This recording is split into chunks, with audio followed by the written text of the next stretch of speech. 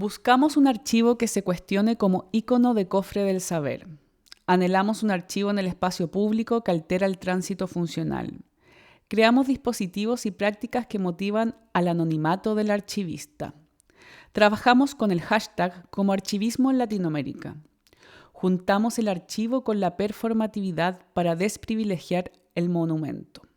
Pasamos fluidamente del archivo al anarchivo. En mi experiencia con la fanzinoteca Espigadoras me he encontrado con diversas posturas y motivaciones de la práctica archivística, tales como este variado soliloquio. Archivo para conservar, para que no se deteriore el documento. Archivo para controlar. El documento lo compartimos con quien queremos. Archivo para comprender, para tener más tiempo de observación. Archivo para perpetuar, porque creo en el futuro. Archivo para recordar, porque la memoria colectiva requiere de soportes materiales. Archivo para silenciar. La producción desigual de fuentes interviene en la narración histórica. Archivo para democratizar. Quien consulta también está capacitado a crear un documento. Cuando imagino un archivo dinámico, un archivo vivo, un archivo activo, es uno que replantea su epistemología base de autoridad del conocimiento y de cofre del saber, que se desapega del documento para que prolifere. Un archivo activo es uno que concibe el documento como un organismo vivo, es decir, que se plantee en cómo disponer un archivo de consulta que a la vez presente facilidades para realizar un documento. De esta manera, el usuario del archivo, al dejar su modo pasivo enteramente como receptor, el archivo se dinamiza y la construcción humana del saber dilata su estructura de poder y se abre como una flor. Hice una recopilación de preguntas que han ido apareciendo estos últimos 5 años en mi trabajo con archivos junto al colectivo ARDE. Son preguntas que nos inspiran a seguir trabajando y experimentando. ¿Cómo convertir un archivo en un espacio común, en un espacio de conocimiento, imaginación y pensamiento colectivo? ¿Cómo devolver el archivo como espacio de encuentro? ¿Cómo archivar el presente? ¿Cómo archivar puede convertirse en una práctica artística? ¿Cómo afectar lo tangible desde lo intangible? ¿Cómo vincular el espacio físico con el virtual? ¿Pueden los cuerpos y sus gestos, la naturaleza, la oralidad ser consideradas archivos?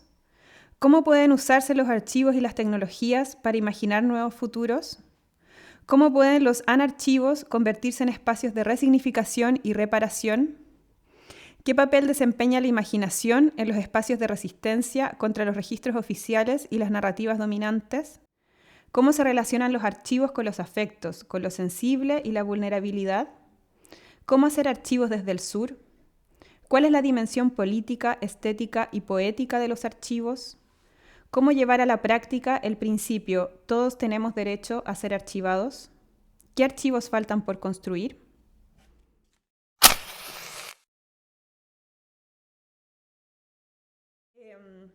Bueno, hola, soy Cata Eisner y estamos aquí con Natalia Manster. Nos encontramos en Berlín y quisimos juntarnos a conversar a propósito de nuestros trabajos, de lo que estamos investigando, que se relacionan de alguna manera con los archivos.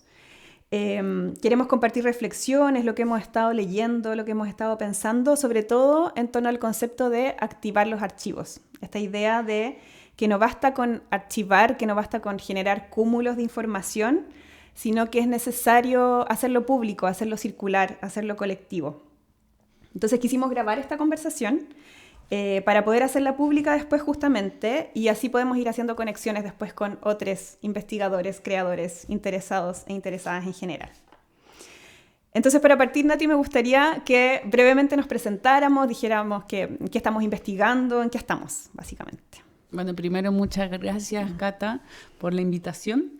Mi nombre es Natalia Matzner, llevo adelante el proyecto Fanzinoteca Espigadoras, que es un archivo de autoedición, de fanzines, pero de diferentes documentos de formato experimental, y también a la vez gestiono y activo proyectos de imprenta colaborativa. Entonces tiene como esta dualidad de guardar documentos, pero también motivar a hacer documentos. Y también a la vez estoy haciendo un doctorado en este momento de estudios americanos en la USACH. Y estoy en la fase de escritura, de investigación y escritura de mi tesis, que se llama Publicación a la intemperie, autoedición literaria y artística en el espacio público. Entonces, esta investigación también contempla la investigación de proyectos que crean documentos en el espacio público y también a su vez hay algunos que crean archivo en el espacio público y también prácticas de archivización, pero de manera quizás a veces un poco espontáneas y colaborativas en espacios públicos, que eso yo creo que es algo que vamos a tratar de definir en esta conversación, como qué entendemos por espacio público y qué entendemos como por colaborativo. Perfecto. Bueno, yo estoy haciendo una tesis para el Máster Arte en Contexto de la Universidad de las Artes de Berlín, de la UDK, y soy parte del colectivo ARDE, que somos un colectivo de 5 mujeres que estamos trabajando desde hace 5 años en torno a los archivos, en torno a la relación de los archivos con las artes, con los territorios, con el pensamiento colectivo, etc. Tenemos una plataforma web que es proyectoarde.org, donde levantamos colecciones hasta ahora de artistas muy ligados a las artes escénicas también, pero la idea es ahora ir diversificándonos también. Levantamos diferentes contenidos y la tesis que estoy haciendo también se enmarca en ARDE. Estoy por un lado investigando esta visión postcustodial de los archivos, lo que estábamos hablando recién de activar los archivos, por un lado. Por otro lado, investigar cómo lo digital y lo virtual pueden convertirse en un espacio también, en un soporte para las artes. Y básicamente como viendo posibilidades, qué posibilidades tiene una plataforma de archivo digital como ARDE. Investigar e inspirarse de otros que estén pensando en los archivos, lo digital, etc. Ese es como el contexto mío. Entonces ya, para seguir la conversación, me gustaría, Nati, que nos explicaras este concepto de archivo activo, que bueno, leí un texto también que vas a publicar pronto que se llama Archivo Activo, si nos pudieras contar un poco de eso. Bueno, ese texto forma parte de una especie de conferencia, charla que di hace un tiempo, pero también es parte de la tesis. Es un concepto que no se me ocurrió abstractamente, sino que a partir de proyectos que me fui encontrando y dije, wow, estos son archivos activos y suceden y existen. También es muy lindo romantizar y poetizar con la teoría, pero también es muy lindo saber que esto como acontece y es real. Entonces, el archivo activo tiene como todas estas puntos que estuve ahora leyendo en el especie de manifiesto, no sé cómo podría llamarlo, manifiesto no sé, porque en la parte del soliloquio estoy hablando también de la parte peyorativa así, del archivo, que es como el control de conocimiento, la producción desigual de fuentes, de quién puede acceder a hacer un archivo. Pero ahí mismo en el archivo activo se cuestiona todos esos parámetros del archivo que controla y nos pasamos más al archivo que más o menos como que desorganiza este mundo, propone maneras no lineales y categorías múltiples para poder catalogar un mismo documento. Y el archivo activo también está relacionado a la apropiación de fuentes que también han sido como fuentes de opresión de alguna manera. También obedece a documentos extraños. Yo creo que los libros pueden ser como el engranaje visible de una institución más colonialista que devela quién puede y quién no puede hacer un documento, quién es digno que hace un documento para ser archivado y quién no. ¿Cómo debe ser la materialidad de ese documento para poder entrar a eso? Por ejemplo, ya en mi aspecto más, desde el lado más literario, el libro tiene como un soporte muy claro, que es un lomo, que es un tamaño, que cabe en una estantería, y cuando llegan documentos que no tienen esa forma, es una complicación para persona que está en la biblioteca. Claro, ¿cómo clasificarlo? Sí, en aspectos técnicos, o sea, como en aspectos técnicos es extraño. Y también obedece a una concepción del documento del libro que está más cercano a la era industrial, que el libro pasa a ser un objeto que se lee también, el leer en solitario, el momento de la literatura como un momento individualizado. Es una concepción más nueva que antigua, desde la época que comienza la escritura. tú que vienes del teatro Claro. y de lo espontáneo y del acontecimiento, es un poco hacia donde yo también me muevo, porque estoy hablando de documentos que son publicaciones de pliegos sueltos, revistas murales, tipografías ambulantes que se ponen en un andamio donde se Claro. hacen preguntas, donde la gente escribe secretos, donde se hace un pasacalle, que es como un lienzo que cruza entre edificio y edificio y se hacen interpelaciones a los transeúntes, documentos que incomodan y que están o archivados o disponibles a archivar en espacio público. Eso uno escoge las redes sociales que leer. Uno va a una biblioteca y escoge el libro, pero estos son documentos que están en tu trayecto funcional y tú no escogiste leerlo. Entonces interpelan en una urbe donde uno usa el espacio público de manera funcional y muy capitalista, un espacio público donde solamente la publicidad y las normas ciudadanas tienen el derecho de existir, entonces aquí incomodan y a la vez también poetizan la cotidianidad del transeúnte. Entonces, como de alguna manera rompe la cadena de consumo, de deseo de consumo. Claro. Como el proyecto Pregunta. Sí. Claro, y de hecho me encantó en tu texto que salía esta frase, el conocimiento como un acontecimiento, algo así. Me gustó lo encontré muy bonito. La producción de conocimiento como un acontecimiento, lo encontré muy hermoso. Bueno, nosotras en ARDE también nos hemos cuestionado desde siempre cómo despertar el uso del archivo, o sea, el uso a nivel de consulta, pero también de creación. Porque, bueno, primero está todo el trabajo de armar colecciones, que es una pega súper larga y súper técnica, que significa recoger los documentos, recolectarlos, clasificarlos, describirlos, digitalizarlos, etc. Pero es una pega súper técnica que se enfrenta ya a estas preguntas más políticas que estabas diciendo tú, como ¿qué es un documento? ¿Qué se considera documento? ¿Qué no? ¿Quién los produce? ¿Qué se deja fuera o qué se selecciona para la colección? Claro, todas esas preguntas como de quién está a cargo, quién los describe, con qué categorías, etc. Entonces, eso ya esa primera parte nos enfrentamos a esas preguntas. Y después, en torno al archivo activo, nosotros estamos trabajando hace un tiempo con el eslogan o el concepto de los archivos laten. Como este juego de palabra del laten, como de los documentos están en estado de latencia, y el latir del corazón, digamos. De hecho, hemos estado trabajando harto esa gráfica del corazón y yo creo que la vamos a seguir trabajando. Y justamente haciendo referencia a los archivos laten, vinculando con cómo los archivos se despiertan con las personas, justamente, claro. Si no están dormidos. Claro, están muertos. O sea, necesitan latir. Dependen de las personas, de las comunidades para que funcionen, sino son como un cúmulo de información solamente. Entonces siempre está esta pregunta de cómo volver a ARDE en un espacio de encuentro entre ciudadanos, activistas, investigadores, creadores, etc.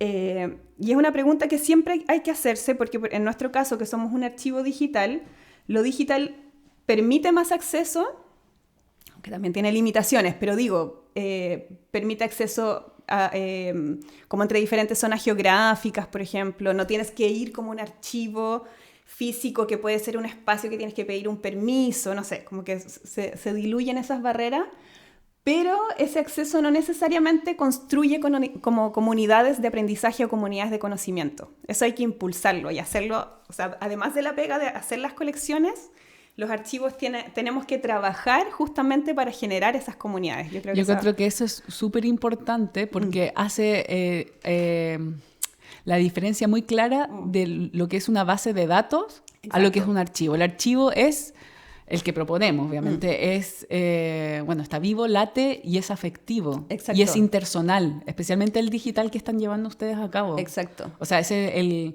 el lugar a donde se dirige, me imagino. Exacto, ¿no? Sí.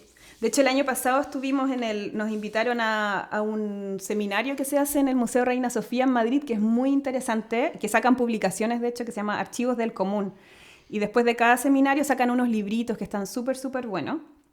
Y el año pasado, entonces, nos invitaron a presentar a ARDE y lo que estamos haciendo.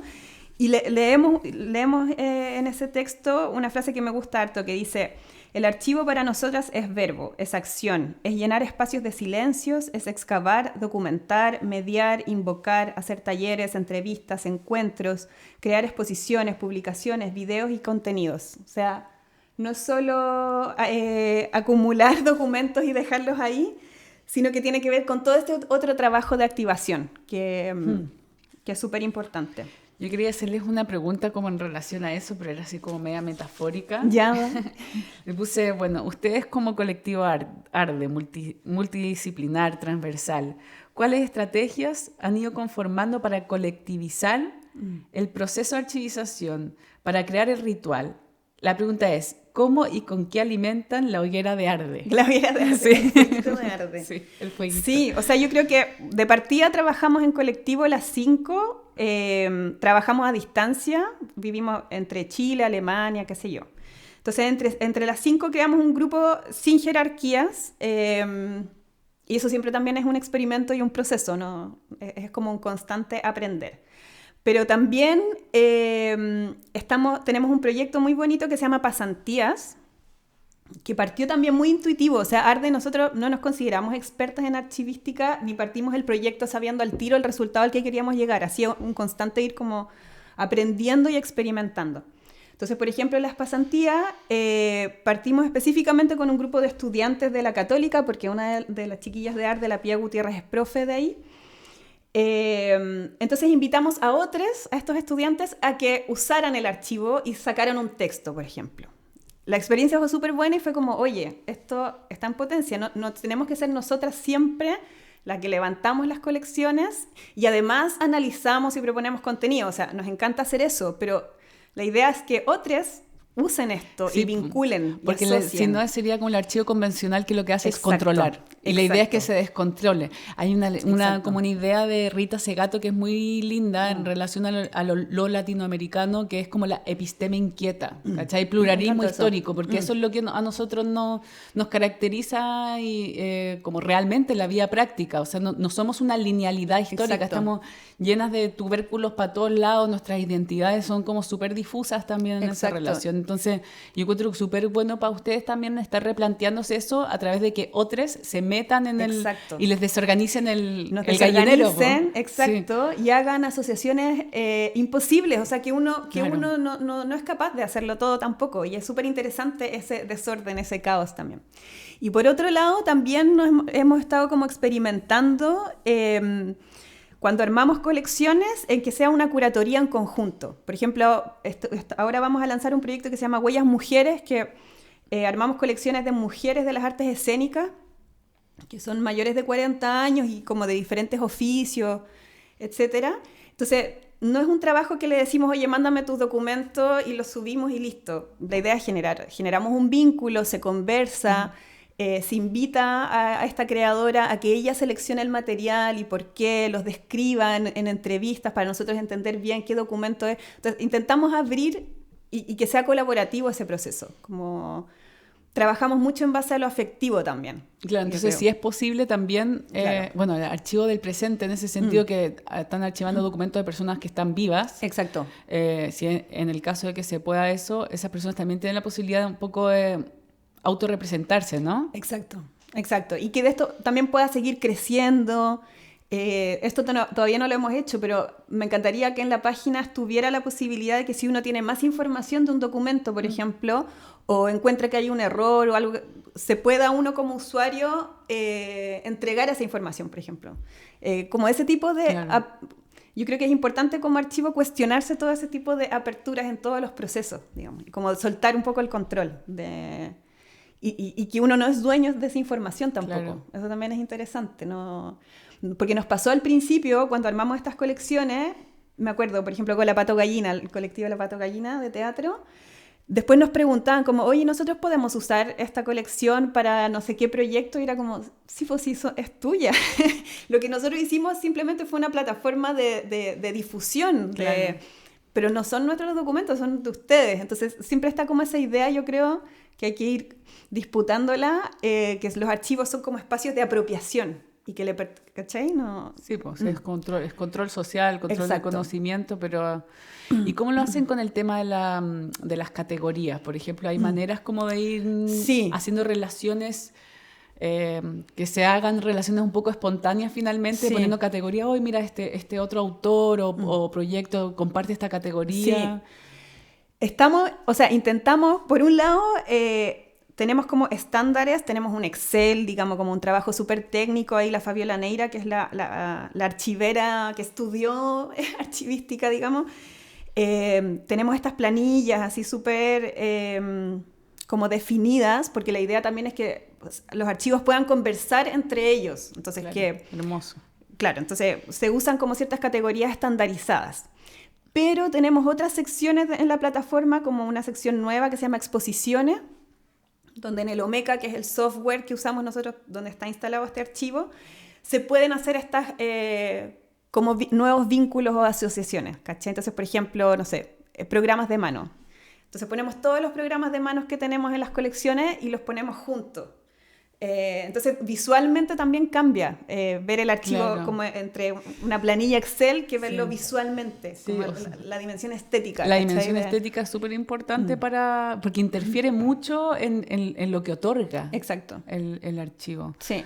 Eso, Sí. yo creo que esa parte también un poco como afectiva que decís tú es muy importante en lo de las categorizaciones, Sí. porque a mí me pasa en el archivo de la fanzinoteca, que también llevo como un Excel. Bueno, está la parte así como las autora, página web, título, bla, bla, bla, pero hay una parte al final que digo así como, ¿cómo llegó esto al archivo? Exacto. ¿Cómo llegó? Bueno, tiene que ver un poco con la idea de espigar, de ir recolectando, de recolectar historias, documentos que no tienen como la forma convencional, hegemónica para entrar a la narrativa Claro. oficial, como la papa multiforme que no entra al Claro. mercado, un poco que los fanzines también cuentan estas otras historias. Pero también esa idea como de archivar documentos que vienen de derivas, como de derivar, tanto como de derivar desde la ciudad y encontrarte con estos documentos que te molestan o que no te molestan, pero que te interpelan. También la deriva de pensamiento, Claro. como el pensamiento no lineal y la deriva afectiva, porque ¿cómo conoces ese proyecto? ¿Cómo llega hacia ti? ¿Llega porque tú fuiste a una obra de teatro o en este caso como un fanzine que compraste o alguien te lo hizo un trueque? ¿Cómo van circulando? Sí, como como de va mano en mano? circulando de mano en mano y yo creo que ahí hay algo súper lindo en relación a la archivística que tiene que ver con el apego y el desapego. Sí. Yo lo comparo mucho con el tema de la maternidad, porque como soy mamá también así pienso como en la relación para que algo crezca tiene que tener libertad. Exacto.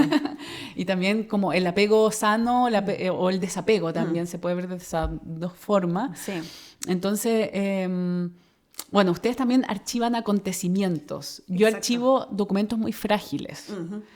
¿Cachai? Entonces, como yo archivo documentos que sé que se van a ir rompiendo con el tiempo por su materialidad o porque su contenido tiene un contenido político que Es peligra, contextual también, claro, y o- peligra ser censurado por el status quo. Si están pegados en la pared se raja o se pinta rajeado encima.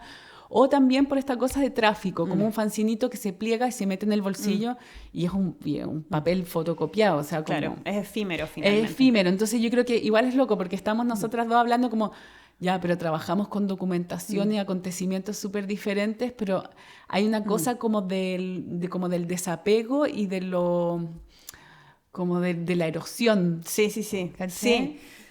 Iba a ser, antes, Sí, dime. antes de retomar esta idea de lo efímero y de lo presente, o como de la idea de archivar el presente, es que, claro, en la descripción de los documentos nosotros ponemos estas categorías estandarizadas, pero también si la autora quiere agregar algo más emocional o histórico, lo ponemos en la descripción, por ejemplo. La idea es que sea como una descripción colaborativa. Y lo otro, siempre trabajamos con esta idea de ampliar lo que entendemos por documento, o sea, no solamente documentar como, no sé, en el caso de las artes escénicas, las obras final, el afiche final, ¿cachai? Como no solamente eso, sino que a nosotros nos interesa siempre el proceso de creación, como para dar cuenta también de cómo el teatro, por ejemplo, es un oficio y un trabajo que involucra a un colectivo, que son procesos, o sea, desmitificar también esta idea de que el arte es como un genio creador que de la nada hace una pintura, hace una obra de teatro, sino que es un trayecto que involucra a muchos, a muchas, y dar cuenta de ese trayecto, de esa huella, es la única forma también como de demostrar ese trabajo. Entonces nosotros no solamente archivamos, por ejemplo, la dramaturgia final de una obra, sino que nos interesa también los borradores, lo que no quedó, los afiches que se desecharon, las conversaciones de WhatsApp, por ejemplo, que tiene el colectivo para ponerse de acuerdo en los ensayos, no sé qué, las boletas que se usan para comprar cosas, que también dan cuenta como de la situación económica, por ejemplo, de producción de una obra, ¿cachai? Es como ampliar lo que puede ser considerado un documento. Las listas, pusimos en alguna colección las listas de música de Spotify que escuchaban los directores mientras escribían o en los ensayos, ¿cachai? Como dar cuenta, inscribir todos esos detalles de la vida cotidiana también, como toda esa huella documental y material, inscribirla también en un archivo. No solamente como el producto final, ¿cachai? Listo, claro, bonito para ser archivado. Qué lindo, es como la atmósfera que rodea lo que hizo que esa obra exista. Exacto, o sea, como, exacto. Qué lindo. Sí, porque nos parece importante mostrar eso también, ¿cachai? Como lo cotidiano. Oye, ya, y como pasando al concepto de el poder arcóntico, que es como un concepto interesante también, y yo creo que disputamos en nuestros quehaceres. No sé, ¿cómo planteas tú esto del poder arcóntico y cómo disputarlo? Bueno, yo soy una persona muy contradictoria también, uh-huh. Entonces como, por ejemplo, la gente piensa que porque a uno, no sé, le gustan los fanzines, no te gustan los libros convencionales o de las editoriales, no sé, o los libros de tapa dura, no sé, a mí... Yo amo los libros y también, no sé, en la medida que pueda tengo libros. También vivo en Chile y hay un impuesto increíble al libro, así que tengo pocos. Claro. Pero igualmente los amo. No estoy nada en contra de la especialización, o sea, como que exista un proceso editorial jerarquizado en una editorial común y corriente, que exista un editor, que exista un escritor, escritora, escritores. Pero también valoro... otras maneras de hacer y qué puede aportar. Y eso creo que ha sido poco escuchado a su vez. Entonces creo que merece como ser más visibilizado las otras maneras de hacer documentos. Uno parece como que son cosas nuevas, que es nuevo la revista Mural, es nuevo la publicación en pliego suelto o los proyectos que se hacen en el espacio público. No son nuevos, o sea, como las liras populares, por ejemplo, claro. o la literatura de cordel, los libros de One Penny Books, de los ingleses, los chapbooks, que... Bueno, de los ingleses, pero también, por ejemplo, los beatniks también usaron como recurso desde que existía el mimeógrafo para poder publicar libros que no iban a publicar otras personas o por un material que iba a ser censurado. Son formatos que han existido siempre y han existido incluso más que los libros normales. Claro, tiene una historia anterior. Tiene una historia anterior. Entonces yo creo que eso es como algo importante de hincar, o sea, poner así como muy claro, sí. De que viene desde ese lado, como de... Y que no ha sido documentado y que no ha sido puesto en valor. Sí. Entonces, a su vez también yo estoy haciendo un doctorado y a su vez veo qué tipo de documento puedo citar, qué tipo de documento no puedo citar, cuáles son las fuentes fiables, claro. Cuáles no, y ahí empieza en disputa el tema colonial, racista, sexista de la producción desigual de fuentes. Sí, eso es interesante. Claro, entonces desde ahí parto un poco, desde la forma de todo y desde la forma del documento, de la forma de la persona. Claro. Sí, yo encuentro interesante esto del poder arcóntico, este mal de archivo, que es como la violencia que está en el acto de archivar, que independiente que uno haga archivos con las mejores intenciones, igual siempre archivar puede ser un acto de violencia o un acto como de olvido. O sea, siempre archivar es seleccionar algo y dejar fuera otras cosas.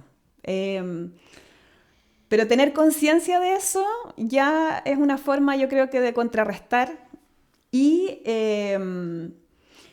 Y si damos esta herramienta de archivo a más comunidades, a más organizaciones también, y no dejarlo como solamente en manos del Estado, de las grandes instituciones o de las universidades, digamos, también es una forma como de disputar este poder de quién cuenta las historias, quién genera las fuentes. Entonces, claro, acá yo había notado como que la palabra arcóntico viene de la palabra arqué, que es la palabra que da origen a la palabra archivo, que significa esto que mencionabas tú en tu manifiesto, el cofre El saber. El cofre del saber y el cofre como del imperio. Entonces, como el imperio es el que selecciona qué es lo que va en ese cofre, y además esta idea de este cofre sellado, guardado como el gran tesoro y que el resto de las personas no tenemos acceso. Entonces, eso ya es un acto de violencia. Pero el otro día escuché una conferencia de la Ana María Watch, que es una historiadora del arte, que como que ha escrito harto sobre archivos, etc. Y planteaba algo que me pareció súper interesante, que la palabra archivo también tiene una etimología, un origen en la palabra agón. Y que agón significa contienda, batalla o disputa. O sea, también está, ya no solamente esta idea del cofre del tesoro, sino que también se relaciona con esto de disputar historias, o del caos también, ¿caché? Como del desorden. Me pareció súper bonito. Entonces yo creo que esto del poder arcóntico del archivo es como, no sé, cómo disputar esos silencios o hacerse consciente de que siempre los archivos están silenciando algo. Entonces preguntarse qué es lo que se está silenciando o qué archivos no se han hecho, etcétera. Claro. A mí lo que me llamó, una cosa que incluí en mi tesis, que me llamó mucho la atención en el estallido social, que, bueno, como comenzó también una práctica de autoedición en el espacio público bastante espontánea, en el sentido que florecieron como setas, así de un momento para otro, también floreció como setas una especie como de práctica de archivística espontánea a través del hashtag. Eso, sí, qué bonito. Eso fue súper como impresionante de poder ya, bueno, quiero acceder a más documentos, porque uno podía salir a caminar y encontrar estos documentos en la calle, pero hay cosas que no, obviamente, porque uno no puede recorrer todas las calles, pero también la censura iba muy rápido.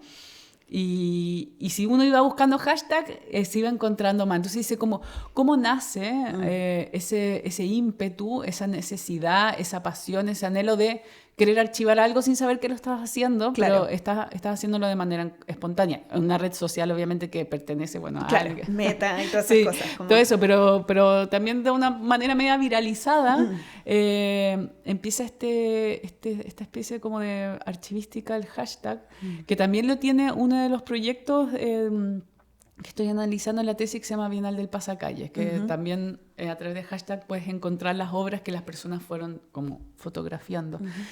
Ahí creo que hay algo como interesante, porque es como una necesidad de querer como salvaguardar algo, como esto corre peligro, está aquí, lo van a borrar. Y a la vez, esa estrategia hace que el contenido se difunda más y por otros lados, que es el espacio digital. Claro. Que eso también yo creo que hay algo que es súper interesante como de pensarlo, de reflexionarlo, porque el espacio digital, claro, esta barrera de la alfabetización o acceso a lo digital, porque eso es algo que existe. Y también, por otra parte, el espacio digital como ayuda a que se difunden proyectos de manera intersonal o que metan mano como de manera de archivar personas de otros lados. Entonces, no sé, ustedes me imagino que tienen harto que hablar de eso. Sí, de lo digital. O sea, es interesante pensar lo digital primero como un espacio público. Como eso. Es otro espacio público que por supuesto también tiene sus límites, lo que decías tú, como del acceso al Internet, que en países como el nuestro sigue siendo un tema, digamos. O como también lo digital puede ser un espacio de violencia, o cómo se ha capitalizado. O sea, es un espacio público que presenta como sus problemáticas, como todo el resto de los espacios públicos. Pero yo creo que lo interesante de lo digital es que hay que pensar cómo habitar lo digital, ¿cachai? Cómo habitarlo, qué posibilidades me da justamente para conectarse con otros, o sea, el poder que tiene lo digital de conectar zonas geográficas, zonas horarias diferentes. Yo encuentro que eso es alucinante. En mayo, junio, tuve la posibilidad de ir a la Documenta, esta feria de arte contemporáneo acá en Alemania, muy bacán, y habían muchísimos proyectos de archivos y de digitalidad, y que justamente relevaban esta idea de conexión entre... O sea, fue muy alucinante para mí ver proyectos similares a Arde que se estaban haciendo en Vietnam, ¿cachai? En Sudáfrica... Y la posibilidad de generar estas redes, como de conexión entre diversos, ¿cachai? Eso yo lo encuentro alucinante del espacio digital, la posibilidad de conectarse con otros que están al otro lado del mundo, viviendo otra estación del año, eso yo lo encuentro genial. Entonces la posibilidad de generar conexiones y acceso, yo encuentro, y ver todo lo que se puede experimentar en ese espacio. O sea, yo mi tesis la estoy haciendo justamente por eso, porque creo que hay mucha gente pensando en lo digital como un espacio común, un espacio colectivo de generación de conocimiento, ¿cachai? De otra forma de interactuar con el contenido, ya no solamente como un espectador pasivo que ve la tele, sino que tú puedes interactuar, crear cosas, modificar otras. Entonces yo creo que hay mucho, mucho por explorar ahí. Y yo creo que en Arde queremos hacer eso. O sea, hay toda una parte técnica que ninguna de nosotras es programadora, ¿cachai? Ninguna es computina. Hay que saber de manejo, ¿cachai? De internet, qué sé yo. Pero se pueden probar cositas, pues, como esto mismo que decís tú, lo de los hashtags, lo encuentro súper bonito también. Como cosas sencillas que están a la mano y que podéis crear archivos, ¿cachai? Sí, eso yo creo que es interesante también por las capacidades técnicas dependiendo de los territorios, porque, no sé, por ejemplo, hacer una obra de net art en Islandia o en Noruega es diferente a lo que tenemos acceso en Chile o en Argentina. Entonces, de repente hay artistas como de internet que usan un WordPress para y tratan desde ahí ir haciendo alguna... como se dice, alguna champurria, ¿cachai? Como eso lo cuando uno hermoso. puede, no sé, pone arregla el enchufe y que caiga por no sé dónde, y que el agua pase por al lado para que... Y así, así somos un poco como un collage en Latinoamérica, como nuestras identidades y procedencia. Claro. Como... Y ir arreglándola. Entonces en la champurria, claro, hay error, pero hay apañamiento. En la champurria tú le preguntáis al vecino, a la vecina, oye, ¿cómo arreglaste eso? Ay, mira, esta cosa pega bien, ¿cachai? Así como... Con lo que tenemos, digamos. Con lo que se tiene. Sí, claro.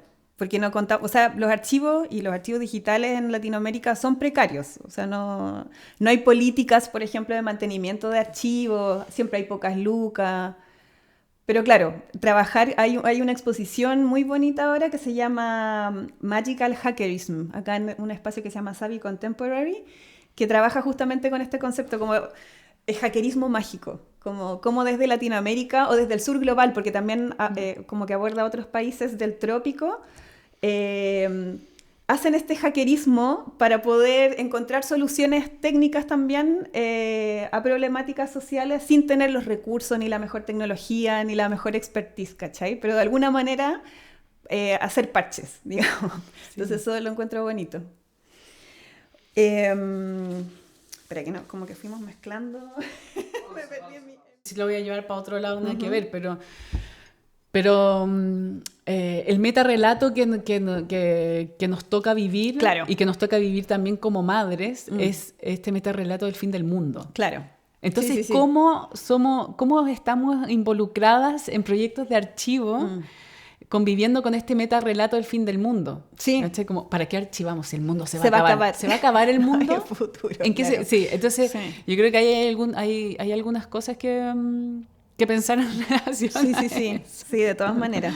Y también iba a decir una frase que me encantó de la Laurie Anderson, que es una artista seca y que va a estar ahora en la Feria del Libro de Buenos Aires, en la FILBA, y que va a dar un taller que no va a ser online, lamentablemente, va a ser, o sea, bacán por la gente que está allá, y que dice, espera, ¿dónde tengo la frase?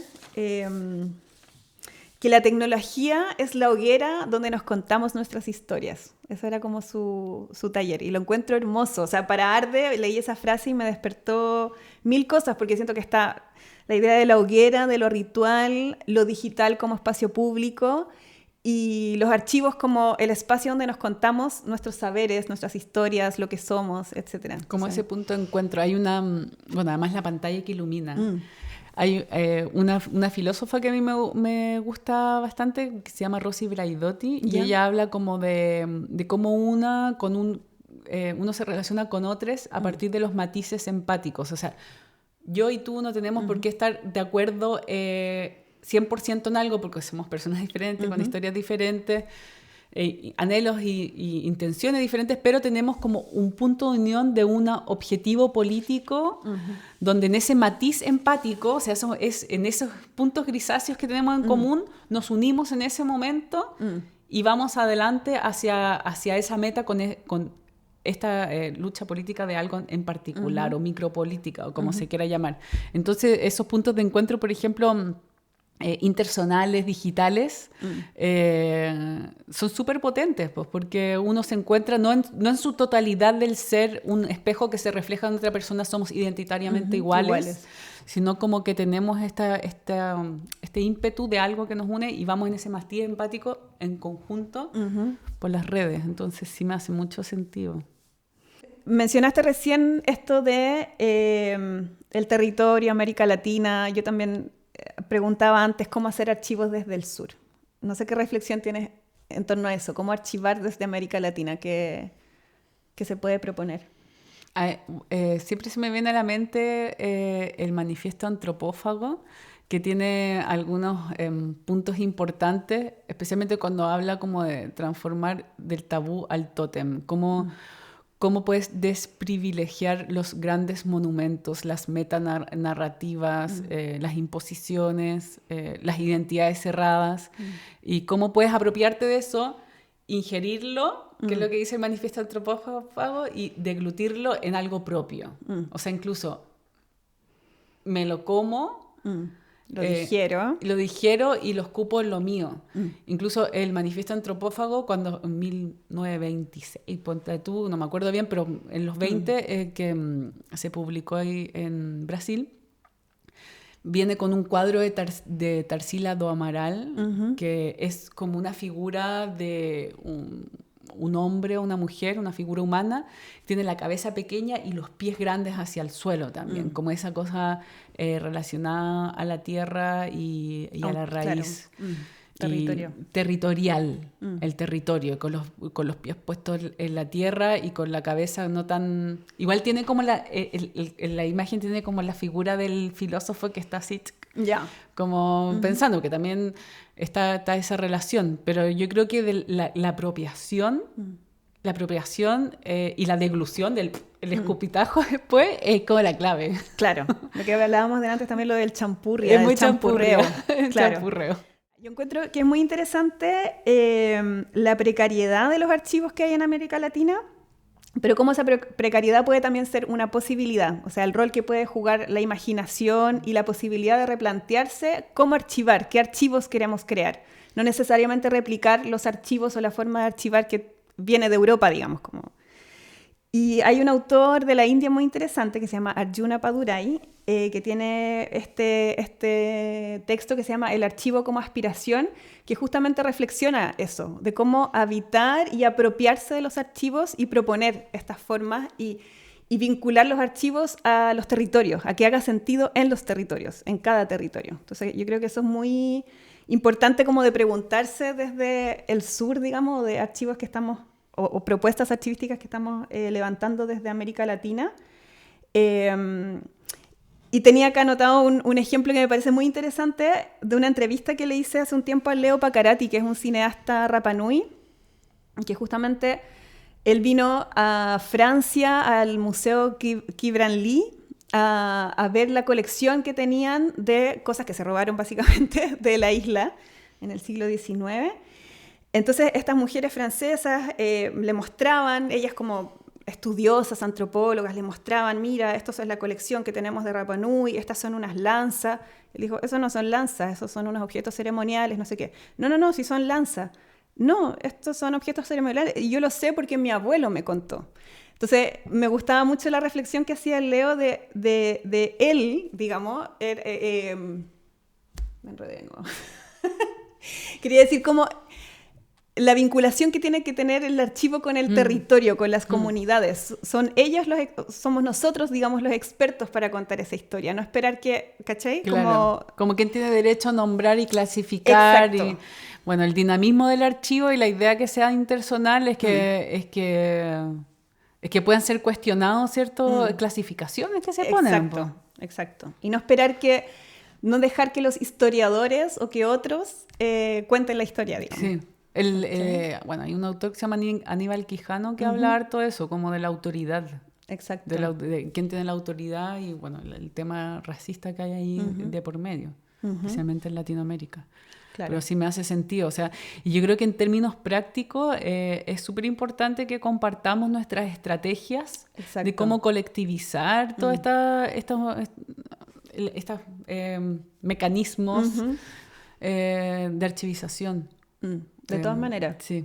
Sí, o sea, compartir. Y a mí la generación de redes me parece que es fundamental. Y hay mucha gente haciendo cosas y experimentando cosas. Entonces me parece que abrir esos procesos justamente, compartirlos, me parece que es a lo que deberíamos aspirar. Sí, totalmente.